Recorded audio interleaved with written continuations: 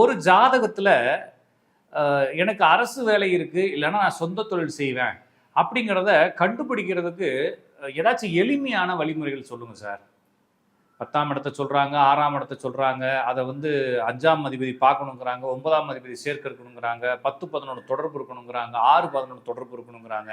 இதெல்லாம் புரிஞ்சுக்க முடியலையே. அரசு வேலைக்கான ஏதாவது பார்த்த உடனே புரிஞ்சுக்கிற மாரி ஏதாவது ஒரு விதிகள் இருந்தா சொல்லுங்க. அப்படின்னா, அரசு வேலை அல்லது சொந்த தொழில்.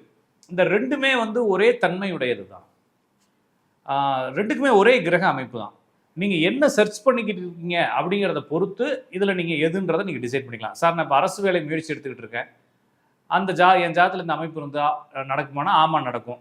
இல்ல அதே நபர், சார் நான் அரசு வேலை சின்ன வயசுலேருந்தே முயற்சி எடுக்கல. அப்பாவுடைய வேலை நடந்துகிட்டு இருக்கு சார். அத நான் எடுத்து கைப்பற்றி நடத்துவேனா? அப்படின்னு கேட்டிருந்தா அதுவும் நடக்கும். சார் அதுவும் இல்ல, இதுவும் இல்ல. நான் ஒரு தொழில் ஆரம்பிக்கலான்னு ரொம்ப நாளா முயற்சி எடுத்துக்கிட்டு இருக்கேன். ஒரு ஜாபுக்கு போயிட்டு இருக்கேன். அப்படின்னா கண்டிப்பா